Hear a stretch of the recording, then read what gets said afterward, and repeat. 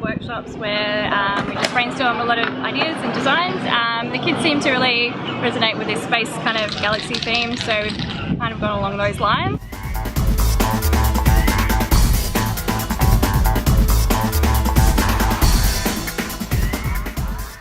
So this is our fourth day, this is our first day on site, so yeah, we've had 3 days of workshopping, and yeah, today's our first painting day.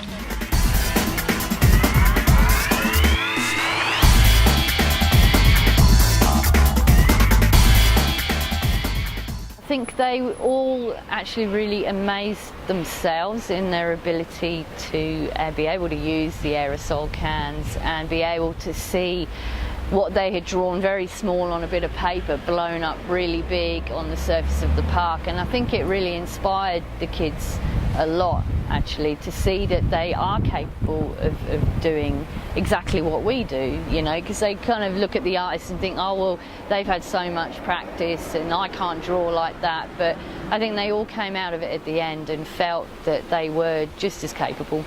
Initially, I think a lot of people were very scared by the idea, and there was quite a bit of negativity until everyone started seeing the pictures going up, and I think that was more that they were worried about what they were going to get. And I think now that they can see that it is art and it's all very different, that they've actually really embraced it, and the positivity has really come through now. So I'm painting a western ringtail possum, and so it's on the side of the library, and so we wanted to create this tie-in, this connection, and so the possum's reading a book up in the tree, and there's all these little subtle details and things that I guess with my art I love to invite people into a conversation, and so there's the immediate subject and the possum and the book and the library, but there's all these little subtle details that hopefully people can walk away with their own conclusion and their own narrative. I guess the theme I was given was sort of like the agricultural industries relevant to Capel. So I've got, you know, your dairy, your meat and your wine covered in my design, because I've got a nice big cow and grapevines going along the bottom. The flowers and leaves and foliage and stuff that I've got in the headpiece on the cow and sort of dotted throughout the rest of the design are local emblems for Capel. So you've got the Skinner's pea flower and the chewet flowers and the chewet leaves. Hi, I'm Amber. I work at Ink Vision Tattoo here in Capel, where I've been a tattoo artist for about 2 years here now.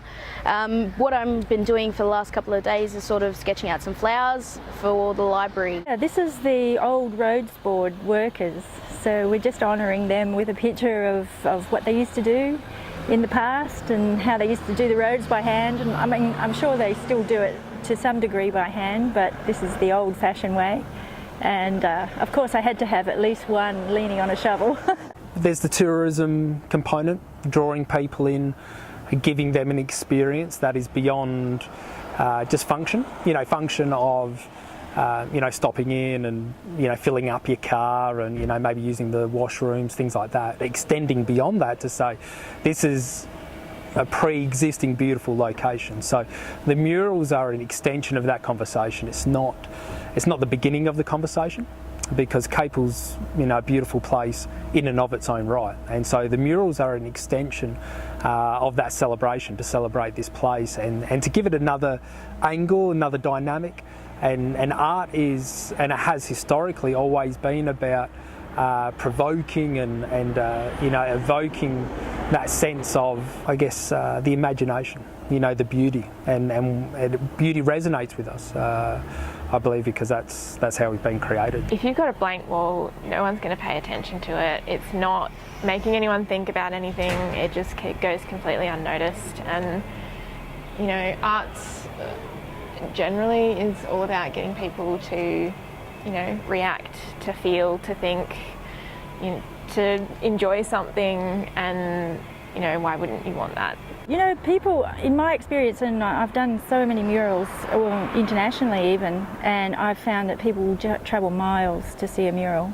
it's amazing actually how people will travel to see artwork. The theme that I came up with for the water tank was community, and I was trying to think of ways of sort of portraying the community, people holding hands or people working together, and then I kind of came up with the bees, you know, the worker bees in the hive all working together, and it kind of just went on from there.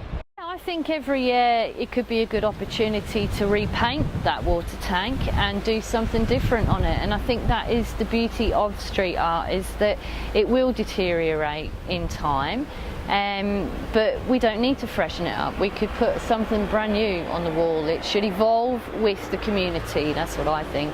This is our first event of Captivate Capel. The artists involved, I don't go astray without involving all them, and Erin Rafferty, Dee Mosca, Trevor Hildred, Sharon Hinchcliffe, Celeste Hutchinson, Kim Stanley, Amber McNish, Mickey Miller, Andrew Fraser, and the artists at the Retro Caravan, Marie Wilkinson and Rachel Wider. If you walk through town, drove through town, you can see the pictures taking shape, and the amount of people actually walking the street watching artists paint that hadn't finished their work was absolutely amazing. And I guess in time to come they will be back and they've to see what's happened and see how the look is.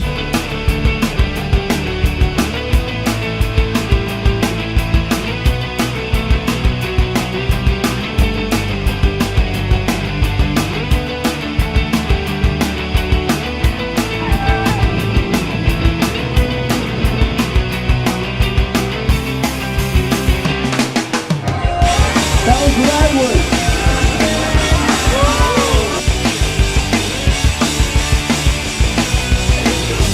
So the professionalism. All right.